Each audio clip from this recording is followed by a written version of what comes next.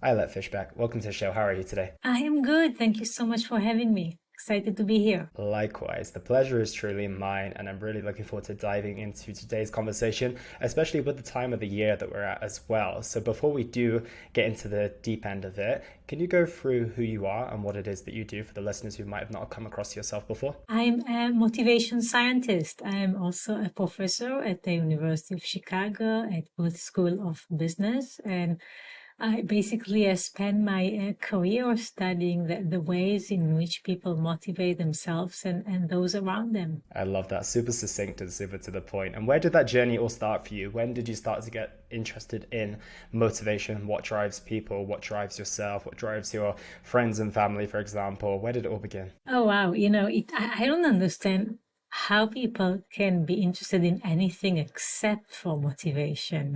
No, I'm just kidding. There are many worthy topics, but for me, I've been doing this basically since the end of the 90s. It's very much like what gets my attention. I started as a PhD student. Basically, it was not a big topic in social psychology. I was studying social psychology, but I was curious. I was curious how do you get yourself from one point to another? And like many psychologists, my interest in grad school were very much what we call research, okay, understanding how do I get myself from one point to another. I grew up in an environment that was very different than the university environment in which I was pursuing my PhD. And so I was very aware how much the context affects your motivation, and basically how much the way we change things for ourselves and for others is basically through the context and through the way we think about context. So this is just a very general idea in the behavioral science, and I kind of spent my career trying to understand what it means. It's definitely a worthwhile pursuit. If there's anything to research, I think motivation is definitely a route to travel down. I feel like you're going to gain a lot from that. And I do have a quick question off the back of that as well. What's one of the things that has surprised you the most about motivation across your past 3 decades or so of doing that research? What's the first thing that came to your mind when I asked that question? Many things. The first thing that came to my mind right now when you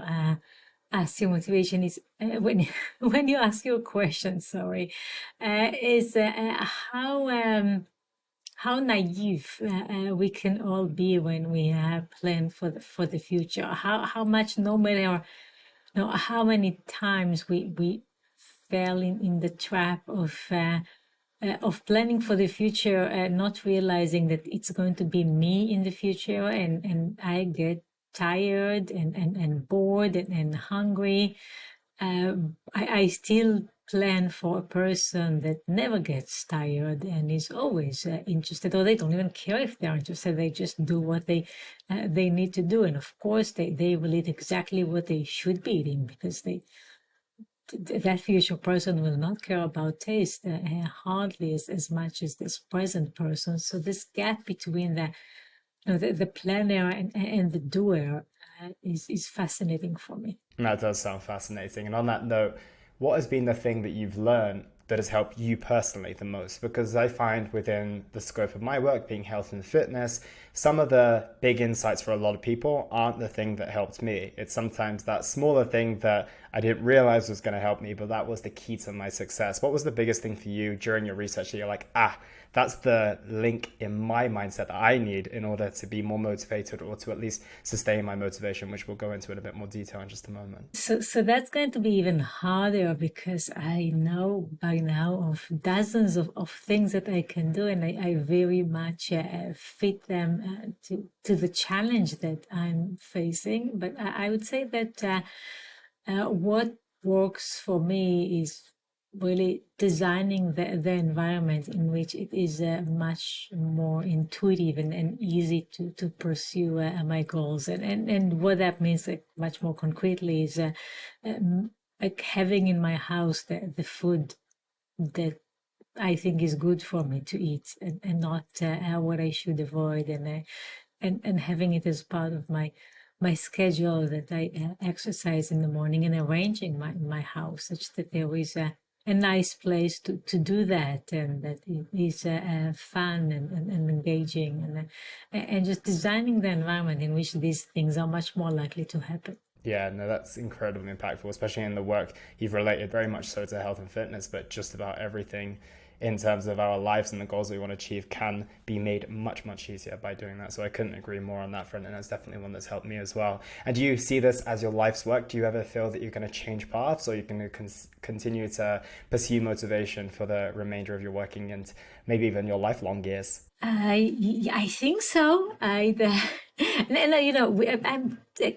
presenting very general ideas. There are much more specific things that we study. So when we actually do the science, we look at some very specific interventions. We recently did research in which we ask people to give advice on something that they are struggling with, and just look at that intervention, and found, this is Willow and Esquire Swinkler and Angela Duckworth, found that when people give advice, they are motivated by their own advice. I have a study with Caitlin Woolley where we ask people to, when they start on something, to have the goal of feeling uncomfortable. And we find that when people are pursuing discomfort as their immediate goal, they actually eventually become more engaged and more comfortable doing the activity. And so there are like many specific things that we study. I'm happy to go into the details of any of the specific interventions. Yeah, there's a world of possibilities. It's not just one scope of work, I can imagine, because if I imagine that each topic you go down the route of opens up a different can of worms, which pulls out different behaviors in people and allows you to see different things, right? Exactly, yes. You can tailor it to the person. You can look at the specific barriers that the person is facing with specific goals that they have. In general, I put behavioral interventions into 4 buckets, which is setting a goal, monitoring the progress toward the goals, so looking at the glass half full, the glass half empty, learning from feedback. The 3rd bucket is managing multiple goals, so helping people to think about how I'm going to do the different things in my life, and when should I prioritize versus find the right balance. And then the last bucket are interventions that refer to the social aspect of motivation, and who in my life is going to help me, who's my role model, how do I pursue goals with others. Yeah, this is a truly fascinating topic. When I was doing the research for this episode, I was like, oh, I have this question, and this question, and this question. So it's going to be a series of questions that I'm going to throw at you today. So I'm very excited to get into them. So thank you so much for sharing that insight to begin with. And the first question I want to ask you is, are some people more motivated than others? And if an individual is more motivated, or isn't, maybe is a better question, can they become more of a motivated person? So yes and no. Okay, yes, in the sense that we can measure motivation. There are self-control scales. There's the grit scale, and basically people can tell us, I'm the highly motivated person, and they're probably going to, across different aspects of their lives, be more motivated than someone that tells us that they have problems, that they cannot quite get themselves to do things. Now, in the sense that the correlation between different aspects of your life is pretty low, okay? And so you might be motivated to do your daily workout, but not quite work on your academic degree. Okay, or not being able to save and handle your finances as much as you should, and we just don't see a large correlation between these different aspects, which means you could be in a great shape but broke, or a very conscientious student, but not quite being able to get yourself to eat what you believe you should be eating. And then you had the question of whether you can change yourself in a very general way.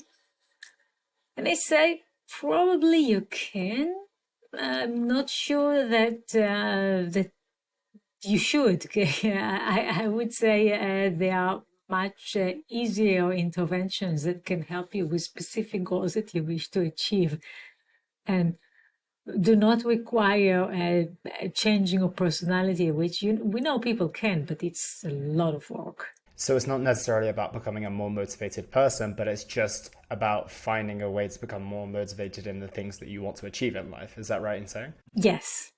Okay, it's about using the tricks without changing the person you are. Absolutely. And does it come down to the person you are, or does it come down? This is a very interesting question because I'm kind of answering my question whilst I'm telling it, in the sense of, does it come down to who you are, or does it come down to who you say that you are, but in a way that does create who you are? So what do you take from that little riddle that I've just gone through? Who you are versus who you say that you are. Well, like the way we refer to who you say that you are is your self-perception. Okay, is whether you see yourself as one person or another, and your self-perception is often more critical than any objective situation, which is even hard to define. Which is the reason that we often test personality by asking people about their personality, because it really doesn't matter whether you are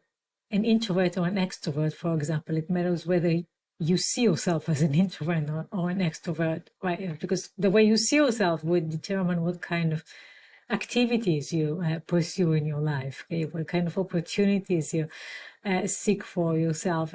And so I'd say go with the self-perception. But let me also say that as a social psychologist, I often look at personality as, that's there, and there's not a lot I can do with it. Okay? Like, that's not how I'm going to create change. I'm going to create change by working on the situation, by working on the circumstances, by working on the way people frame the situation.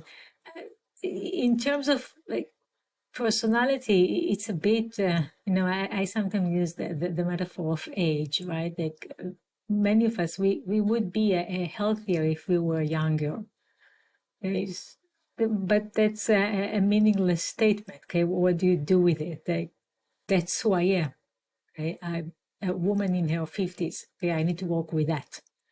And so that's also my personality. That's who I am. I need to work with that. Okay? And now the work is in how we change things around us. Absolutely. And run me through those steps. Let's say I've got a person, and this is quite a normal situation for me to experience. I meet a person who is an incredibly consistent member of their family. Maybe they're a mum who is endlessly there for their child, who is motivated to bring them up in the best way, is a devoted and committed partner. Maybe they're thriving in their work, but their health and wellness is something that's just not being able to stick. They've tried countless diets, they've tried countless training regimes, but it's just something that they can't find to stick. What steps do they need to go through to get their health and fitness, or their health and well-being, up to the standard of the other areas in their life? That's a really big question, and I would say that one reason things don't quite stick the way people would hope is that when it gets to pursuing a healthy lifestyle, that is not usually something that can totally be habitual. Okay, it cannot, it will never be on the level of like brushing your teeth. Okay, you don't have to think about. That's interesting because everyone says that, right? They're like, working out will become just as frequent and just as habitual as brushing your teeth. So you're telling us that it's not. Is that right? It's not. Okay, it's not to the extent that I don't need to motivate myself to brush my teeth. That happens, and an hour later you ask me if I did that, and I would have to, I think so, right? It was a morning, so I must have. Okay, a workout, which I do on most mornings, requires this self-motivation, requires this push. Okay, you are now going to do that. And for most people, that's really easy to stop, okay, and requires some daily reminders.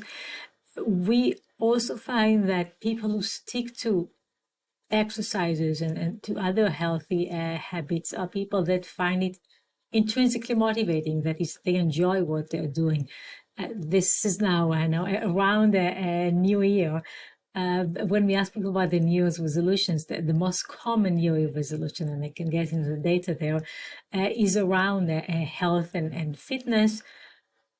And what predicts whether people will stick to these resolutions in like March and June and all the way up to next November, like we usually follow people throughout the year to see how much they stick to the resolutions, is how much they enjoy it. Okay, now think about it. You don't, or maybe you do, but most people, we don't choose our exercise routine because this is what we like doing. Okay, we can think of many other things that we like doing more. Okay, I might like watching television more than my workout.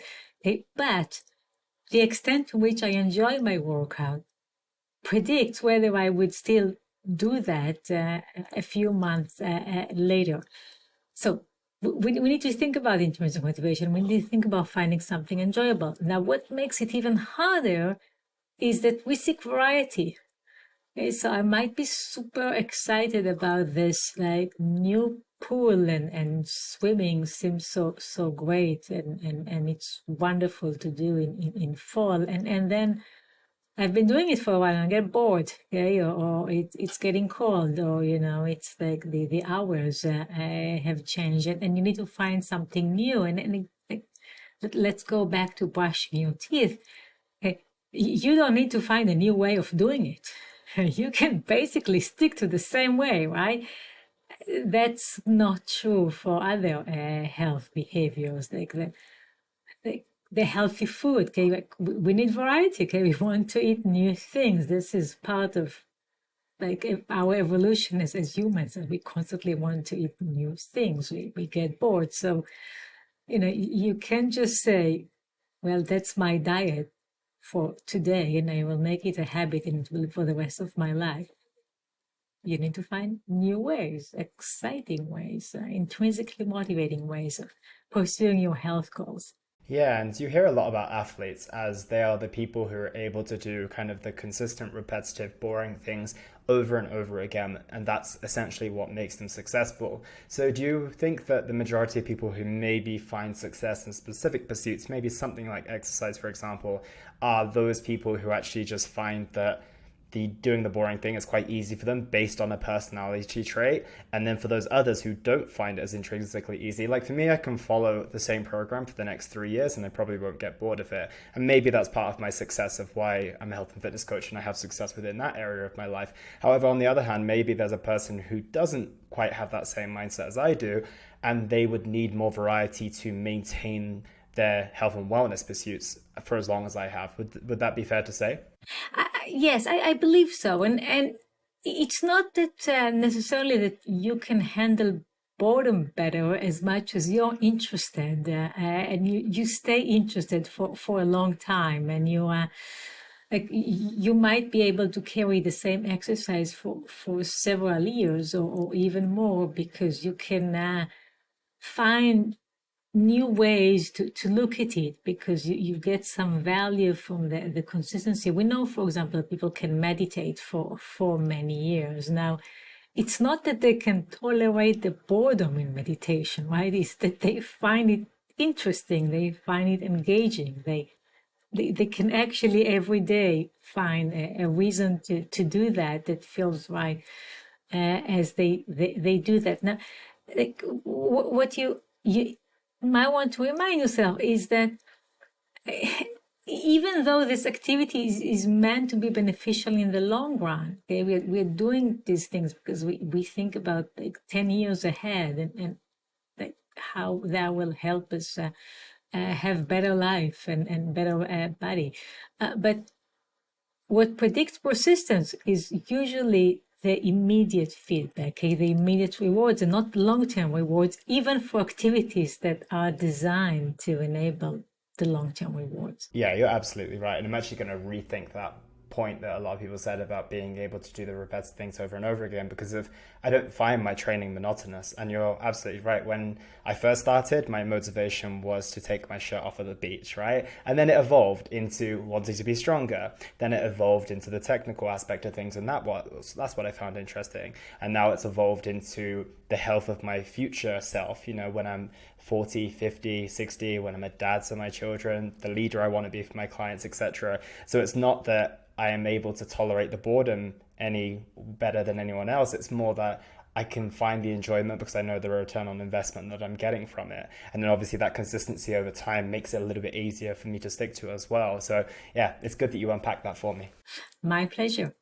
And coming on to the next aspect, something that I always wish people would arrive to me with is not in a position where they're kind of at rock bottom. That's what I kind of find with a lot of people I work with. They've gotten to a place with their health where they've reached out to me because they just can't tolerate where they are anymore. They're in a position where they're not happy, they're very uncomfortable, they saw that photo or they went to this event and they just felt pretty, like in their words, pretty horrendous, which is a strong place to be. And what I always wish is that we didn't have to get to those places of almost rock bottom to start a journey to move ourselves in the right direction, whether it be financially, whether it be spiritually, or whether it be within our health and wellness. Why is it that we're so motivated when we're in that dark place? And can we get to a place where we just get to about 30% above that threshold to get started? Because I always think that it'd be a lot more beneficial, but then I'm also thinking that there's no lower place to go than rock bottom, so maybe that's the point in which that's going to elevate them upwards. So what's your take on that? It's an interesting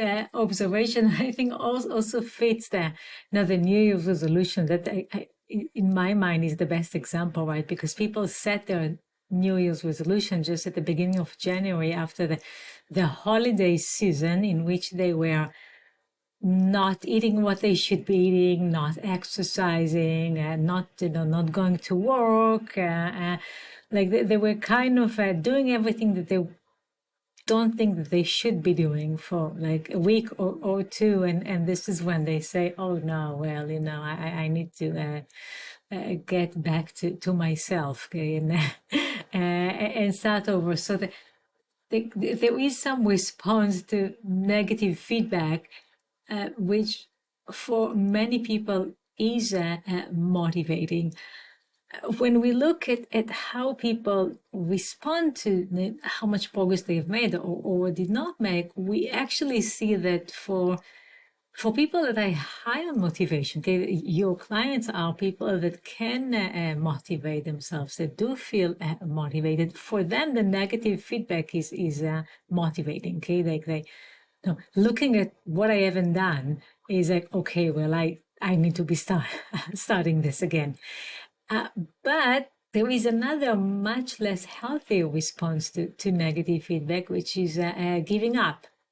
Okay, and say, well, giving the last month, I don't think I can do it. Okay, and I'm just going to give up on this pursuit. This is what we call in the literature learned helplessness, and we know that from like animals and people, that when something doesn't work out, many will respond with the conclusion that I guess I'm just not cut for it, or the world is cruel and there is no chance. So the people that respond to like rock bottom by, okay, I should work hard, that's actually the effective response. But it might be better for many of us to look back at what we did, and instead of use like I'm at 30%, instead of saying I'm 70% away from where I should be, looking at the 30% that I still have in my tank. Okay, I still have something. Okay, I was able to reach out to someone to get help. I was able to make a plan. I did something, and look at this. Even if it's just baby steps, even if there is not a lot that you have done for many people, in particular when confidence is low, it's better to look at what has been done than what is still missing. And a lot of the research that we did was in how people monitor progress in terms of what has been done versus what is missing. In general, if you have not done much, look at what you have done. Okay? If you are doing a lot, then focus on what's missing, on how far you're from where you want to be. Absolutely. And I want to really pinpoint this question and give an example of maybe someone going to reach out to a financial advisor when they have a couple of $1,000s in the bank versus being at zero. So a lot of my question comes down to, how do we get people to recognize, I'm at $2,000, I'm not going to be too far from zero, I should probably reach out to help now before I'm even, maybe not even in zeros, but in the minuses. So that's really where I want to see, is there any way in which we can recognize maybe the trajectory in which we're heading and pull things to a stop and obviously shift that trajectory upwards before we reach a point in which, you know, like you said, some people do resign to just saying, life's unfair, this is not for me. But for those people who do reach zero, and that's when the alarm bells start ringing, how can we get them to be just as motivated to do something about it before they reach zero? Yeah, let me say that I advise advise people to kind of draw their goal system, and what I refer to as goal system are their main goals in life, the means by which they pursue these goals, and how these goals are related to each other. And so on a very general level, most people have health goals, have family goals, have career and financial goals. Now, there are many other goals that people have. They might want to go somewhere in the world, they might want to travel, they might have like social, charitable goals. But in general, is like health, is profession, finance, and well, what I say the health, I say the profession, financial, and family. Okay, so everybody has these three domains, and kind of check with you where do you stand on this, what needs to be done, what you have done. Just be aware of where you are now. Now, keep in mind that in terms of motivated reasoning, in terms of our desire to feel good about ourselves, you will see that people tend to look away when things are not looking good. Okay? It's much easier to analyze my successes than my failures. Okay? And when the trajectory is negative, it is very tempting not to check, not to look. There is some classic studies showing that people check their finance when the market goes up, the stock market goes up. Okay? Because if you invested money, then likely you have today more than you had last week. What's interesting is people don't look, okay, when the stock market goes down. Okay, so if I lost money, it's better just not to look at this. Okay, if I haven't exercised, it's better not to think about it in terms of my immediate emotions. In terms of the long-term consequences, that's a problem, which is why we want to encourage people to do the analysis, okay, and think about the different aspects of your life, and not neglect any aspect that is important, and understand your various goals and the relationships between them. That requires practice, that requires just knowing that this is something that you need to check with yourself once in a while. Like, like you need to get your physical like once a year. You should also draw your goal system once a year and see where you stand. I absolutely love that answer, and you're 100% right. It's that we're forced to look at those things when we hit rock bottom, right? When there's no money to spend in the bank, then we kind of have to look into our financial situation. When the doctor tells us that we have diabetes, for example, or if we're on our way to continuing with our behavior, we are going to end up with health problems, then it kind of is the alarm bell that someone else almost rings for you by an external circumstance. Whereas what you're suggesting is that we have these reviews, we keep tabs on where we're at with all these important things in our life, and rather than looking away, we look towards them. Even if they're not pretty, they're much easier to handle, and they're going to be a lot less pretty if we don't look at them at all. Yeah. Yes, and let me add another thing, which is setting goals that are not too long and not too much in the future. So there is what we refer to as the middle problem, which is you start on something, you don't quite have like a destination. Like I'm going to start working out, and I don't really have any, like I'm just going to do it in my life. And then you start with much enthusiasm, and then after a week or a month or a couple of months, you kind of, right, the enthusiasm goes down. And the way to address these like middle problem, this lack of motivation when you're in the middle of pursuing a goal, is by setting short-term goals. Okay, so a weekly exercise, a monthly or annual saving goals. Like think about what is the shorter time frame that will still make sense for you, and like within that time frame, see how well you're doing. It will be easier to see progress. You're less likely to see that like decline in motivation in the middle that we often observe when people pursue goals. Absolutely. And would you say that there's a specific time frame that you would advise for most people? I know in the health and fitness side of things, I will start with the end in mind. I will kind of reverse engineer backwards. And realistically, the majority of my clients have obviously weekly goals, and that's more of a process-based goal in terms of how many sessions they want to achieve, etc. And then they might have more of a metric and an outcome goal based on a 4 to 6 week period, which seems to work pretty well for most people. But is there a certain time frame, or would you say it really just comes down to the individual? Well, it comes out to the individual and the goal, right? So now a retirement the saving goal is often a bad example, okay? Because if you think about the fact that you need to save between now and the time that you retire, for most people, it's like the majority of their lives, and it's just too far in the future.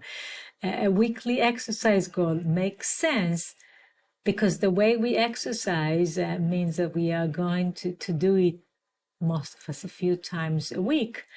We suggest that this is the right unit for that. Now, it's completely arbitrary, right? Like, what does it mean a weekly exercise goal? Obviously, I want to exercise just the same next week and the week after. So what is special about the week? What's special about the week is that it has beginning and end. And talk about first start thinking about like Katie Milkman's work at the beginning of the week on a Monday, and then the boost from the end of the week when you're about to finish, and that feels right. In terms of what you presented as like the 4 or 6 week achievement goals, it really depends what people want to achieve. Many of our exercising and eating goals are what we refer to as maintenance goals. So we don't actually want to be in a different place in 4 weeks. I might want to be in the same place that I am now. Okay, so I'm just trying to maintain the current situation. It also varies by, the individual, like older people might be more oriented toward maintenance goals. They just want to stay in shape the same way that I was last year. Okay? A young person might want to run a marathon next year, which means that they need to be a different person. Okay? They need to develop. So understanding what is the type of the goal will help you understand how to set it right and how to monitor progress. And at the very start of the conversation, you spoke about the planner and the doer. And we spoke about the fact that a lot of us maybe are very, very optimistic and a little bit naive about how well we're going to do 6 weeks down the line, 6 months, and maybe 6 years as well. And we don't quite anticipate all of the things that come along the way. And I think one big thing that we come across as the doer rather than the planner is these dips in motivation. And I think you mentioned short-term goals as a very good antidote to that. But when we do run into the inevitable dips, especially when we do have these longer-term goals that span over the course of 1 year, a decade, or several decades, how do we avoid, or maybe not even avoid, but how do we provide or find an antidote for those inevitable motivation dips that we're going to find ourselves in? Yes, so we think about the doer and the planner in the context of self-control. Okay? And when we think about self-control conflicts, they are, if you think about it, they are interested. So if you think about it, they are interesting because what's the conflict? Okay, who's the person that wants to stick with a goal, and who's the person who wants to go for a temptation? Like both of them are you, right? And so we refer to the metaphor of a planner and a doer as if they are like two people arguing inside yourself, although obviously both of them are you. Now, the interesting thing about self-control dilemmas is that the first challenge is to identify them. And only once you identify them, there is the actual battle between these two, doer and planner.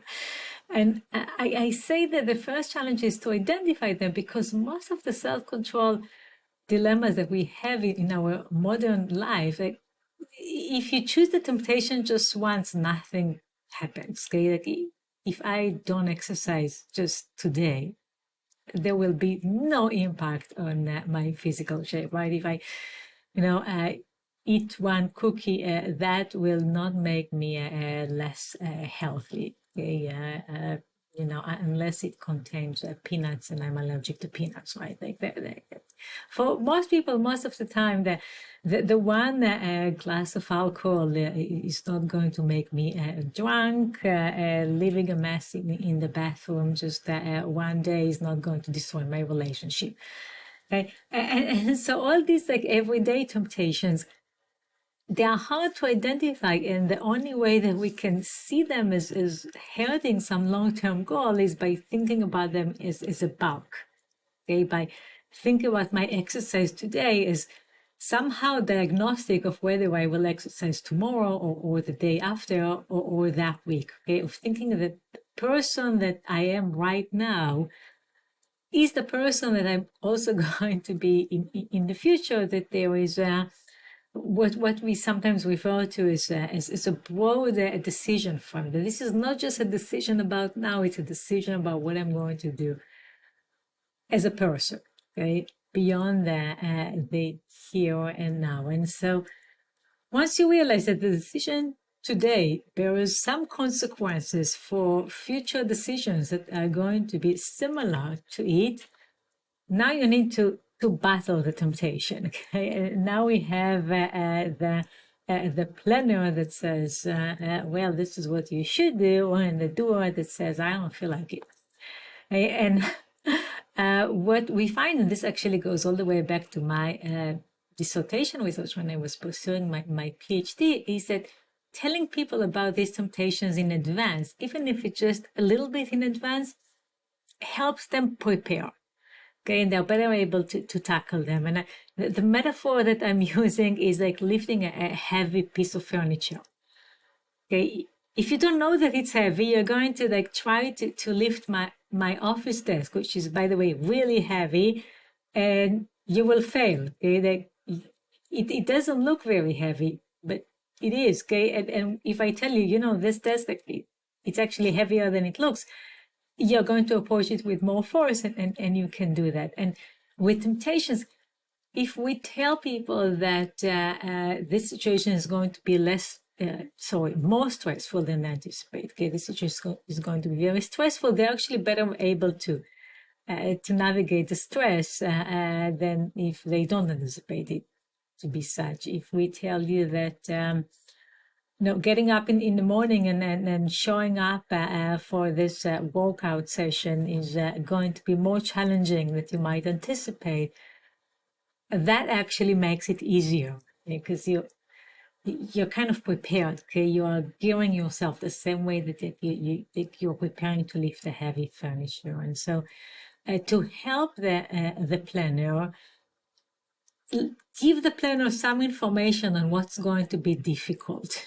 Okay, tell the planner that it's one thing to decide to exercise when you're like fully relaxed, and that's in the future. It's going to be different when I'm warm in bed and it's early and I don't feel like getting up. And the planner should think about that situation. How can you get that person to get up? Yeah, I can imagine that would be very, very helpful. And there are any other ways to create more harmony between the planner and the doer? Yeah, there are a few things. I already mentioned before, but I will go back to it. The intrinsic motivation really matters. Okay, so the mistake for the planner is often to plan only based on extrinsic motivation. That is only plan based on long-term rewards. Let me actually give you an example from a study that Caitlin Woolley and I ran.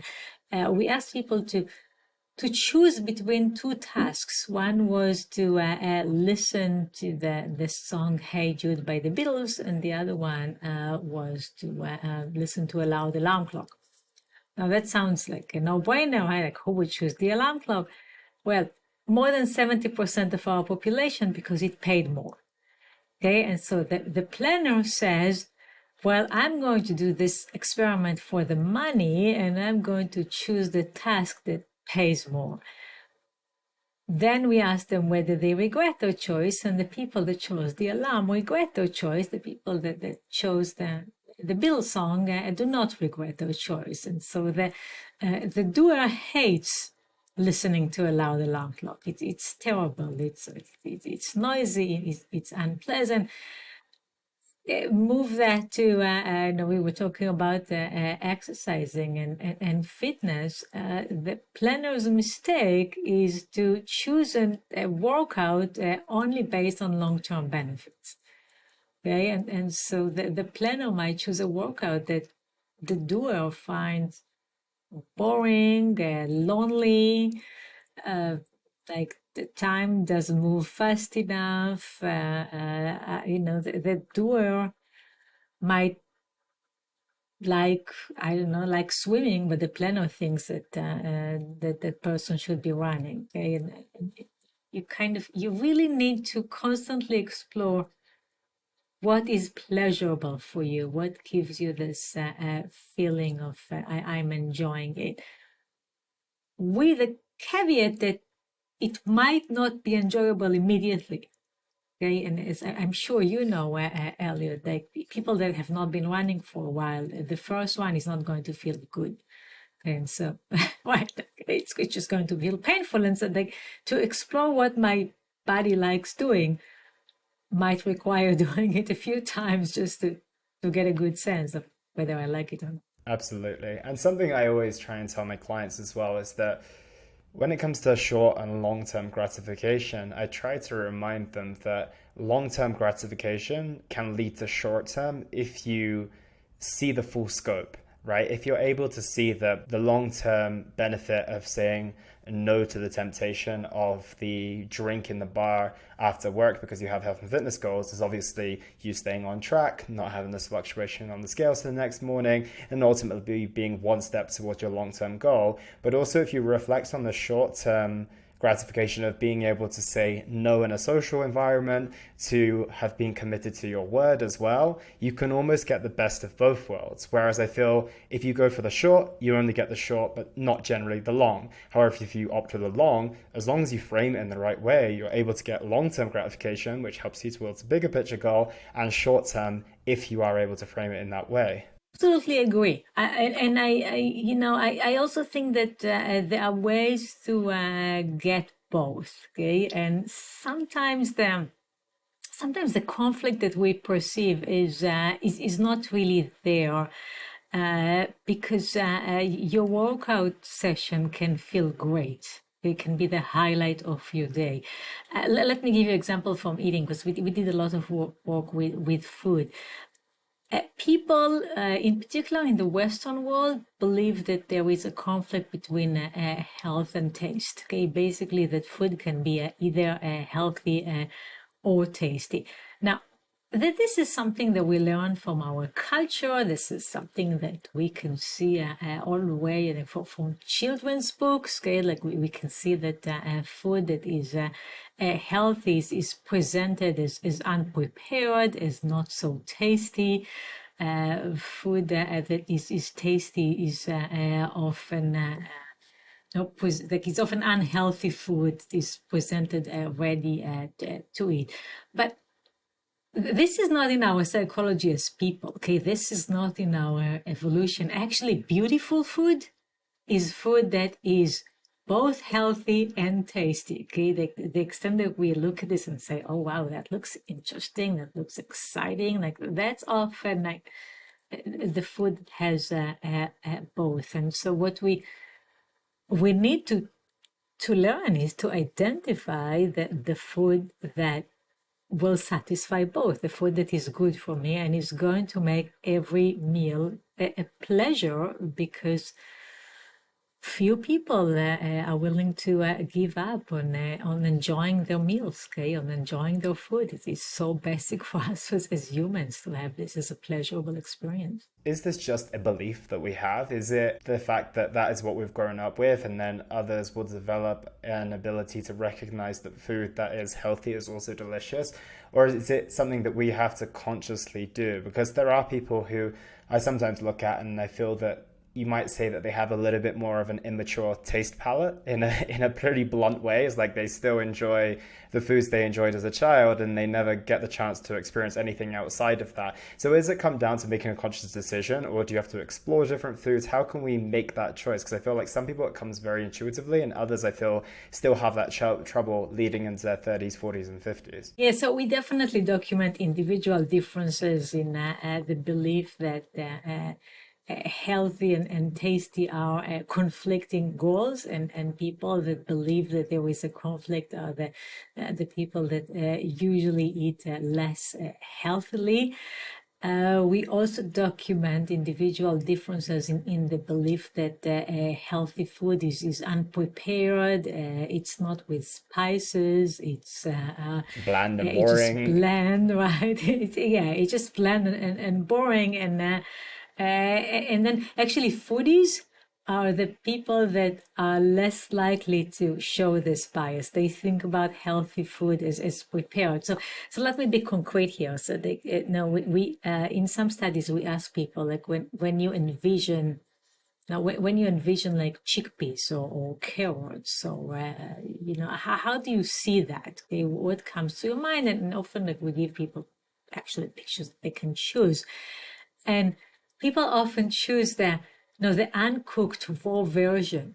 Okay, even if you cannot actually eat that, as in the case of chickpeas or like Brussels sprouts, you don't actually eat them uncooked, right? But this is what comes to mind. It's not the version where it's like it's cooked and spiced and has this wonderful smell and colors, and it's ready on a plate. Foodies do envision these healthy foods as prepared, is like their best, most appetizing display, and they are less likely to like think about food as either healthy or tasty. So what I'm saying here, maybe in a somewhat confusing way, is that one way to educate yourself that there is no real conflict is by changing the way you think about healthy foods. Okay, they are not raw, they are not in the ground. Okay, they are not uncooked. They are actually prepared with much flavor and sauce and great smell. And when you change these imageries of healthy food, you become to focus more on their good taste. I love that. And I really hope the listeners, as you were saying it, kind of pictured the images in their mind. Because when you said chickpea, the first like maybe half a second thought that came to me was just a chickpea. But the immediate thought after that came to a delicious hummus. And then the same with the kale. The kale was the raw in the packet to begin with. And then as soon as like half a second later, even before you explain the context, it was the fried kale with some cheese on the top and it was delicious. So it's very interesting. And it's funny because if we don't do that with the unhealthy foods, right? Because of maybe they've been painted in such a delicious and palatable way. But if you actually were to do that with some unhealthy foods, your mind would have to revert to the factory, right, in which it's kind of being created. And that's a pretty gross way to think about things compared to something that comes from the ground. I think all of us can realistically understand that. So it's really interesting because we don't have that mindset of like, this was created in a factory. We could go through some of the grotesque ways in which meat is, obtained in fast food outlets, but we don't think of that. But we think of the raw version. So it's really interesting. And I hope that people can kind of assimilate that and really kind of start to shift their mind patterns away from what healthy food, quote unquote, and unhealthy food really is. So I love the example of the bag that you have just used, like envisioning the kale in like the plastic bag that you buy it in the grocery store. You also buy the beef in a bag, right? So like the burgers, they come in a bag. So why is it that I say a burger and you envision the bun and the mustard and the ketchup and everything there. And when I say kale, it's in the bag and it's not very tasty when you eat it out of the bag. Like you need to do something with it.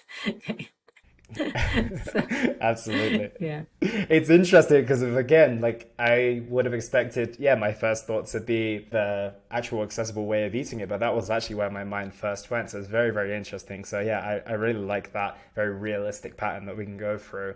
And kind of changing subjects, but kind of keeping on the same note, is something of an inevitability that we'll also experience on any type of journey that's going to span across a decent period of time are setbacks, maybe some negative feedback. And I'm very curious to understand the differences in the people who maybe try something 20 times and their mindset is, okay, I've maybe failed on this 20 times, but that must mean I'm just one more try away from being where I want to be. And there's other people who will be like, okay, I've failed for 20 times now. This really isn't for me. So what is the difference between those people who are able to almost see setbacks as like fuel to keep going and others who literally see it as a brick wall that they can't get past? Yeah, so we generally see that people don't learn as much from negative feedback, at least not as much. So there is information in negative feedback, which is not great news, given setbacks are part of life and not the part that usually enables a lot of learning. The people that do learn from negative feedback, from setbacks, the people that take this as information and then improve, they tend to be more committed. They tend to have some expertise. Let me give you an example for each one of them in terms of commitment. Okay, like if you get negative feedback on like something that you are very committed to, okay, like a family member tells you that you mistreated them and you're very committed to the relationship with your children or your parents, then you fix it, okay? Then you say, okay, well, I need to do something about it, okay? If you get such negative feedback from like something that you're not very committed to, or a person that you're not very committed to, then you just say, well, I'll disengage. Okay, that's just not for me. Like I can't really work with this colleague. Like we don't have good relationships. So instead of, okay, what do I need to do to fix the relationship? It's like, well, I just give up on that person. In terms of expertise, we see that non-experts, when they get negative feedback, what they infer is that they it's not for me. Okay, I have very low commitment. Okay, so like let's say I don't play instruments. If I start playing the piano and I get negative feedback, I would say, well, I guess that's not for me. But like the expert, okay, the professional pianist, you give them negative feedback and super motivated. What they take from the negative feedback is not, maybe it's not for me. It's not like doubting their commitment. It's perceiving lack of progress. Okay, and if I haven't made progress, then I need to make more progress. And so basically the people who learn from setbacks and negative feedback are the people that are sufficiently committed, that have the confidence that they can be the experts, they can do that, and they tend to think about these setbacks as lack of progress. Okay, in motivation theory, there are some researchers that look at motivation like the thermostat, okay, that goes into action when the room is not at the right temperature. Okay, like the thermostat only responds to negative feedback. Okay, it's like it's too cold, so you raise the temperature. Okay, you work harder. Okay, and in a way, the people that respond to setbacks are the people that have like this almost thermostat mentality. That, well, if things don't go well, that means I need to work harder. Carol Dweck has wonderful work on growth mindset. The people that often understand that there is information in the negative feedback. There is something that I've learned, and now I can use it to grow. Yeah, so how do we become someone with more of a thermostat or growth mindset? Because most of us don't start with an expertise, and most of us know that we might need to be doing something like health and fitness, for example, but we might not be super committed. So if we're going in with kind of a lack of commitment, but a feeling that we should, and with very little expertise, how can we kind of bypass those two things that we need in order to become someone who's not going to give up at the first hurdle? I would say frame this in terms of progress and not in terms of commitment. That is, when something doesn't work right, ask what does it mean for my progress. It doesn't say anything about my commitment. It says that my progress is low. Okay, and if the progress is low, then then the thermostat now needs to work harder. Okay, but don't make general inferences about commitment. It's not useful. Perfect. So just keep an eye on the goals that you're working towards, and if they're not heading in the direction that you want them to, then that's your indication to basically get that thermostat to kick in. Yes, it's lack of progress. It's not lack of commitment. Excellent. Well, I've got a couple of final questions for you, Ayelet. This has been an amazing conversation so far. And before we do wrap up, can you go through what an anti-role model is? It's something I found fascinating, and I don't think it's something that we spoke about on this podcast before. Yeah, so, remember I said that you need to set a goal, you need to monitor progress, which we talked about a lot. We talked about like multiple goals, and then there is the social aspect. And the social aspect, well, there are people that are your role model, and then there are people that are your anti-role model. And the latter are the people that you say, I don't want to be like that person. Okay, that person is their behavior is not how I see myself. The way they express themselves, the way they respond to challenges is not the way that I want to be. And it's interesting that you ask, because I actually, like, there is some academic work on anti-role models, but I would give a personal example that I noticed that like trainers that I work with and that illustrate what you should not do, I often find it more useful than when they tell me what I should do, because, oh, so that's the mistake. It's like, this is how I should not do this. And this, they are not the anti-role model, because it's not that they are generally role models, but for a second they take this role. Let me show you the mistake. And if you can learn from mistakes, if you can learn from what doesn't go right, and like identifying people that are doing it in a way that is not how you want to do it, helps you learn from their mistakes, which we, by the way, know is often easier than learning from my own mistakes. Absolutely. And I love the idea of having a role model and an anti-role model, because when I speak to a lot of my clients, I find that history and my experiences told me that they are very motivated to not be where they have been. And chasing after this version of this potential of who they can be is almost harder to visualize. So for example, someone might not be able to visualize if they are, a singer being Beyonce, for example. It's almost impossible for them to visualize that, but they can visualize where they don't want to be. And I always think a healthier part of like something behind you pushing you towards where you can be, and then also something to look at as what you want to aspire to be, is probably the best possible way to go. I find that disregarding that, this exists is probably a little bit naive, and also only striving towards, being the best version of yourself.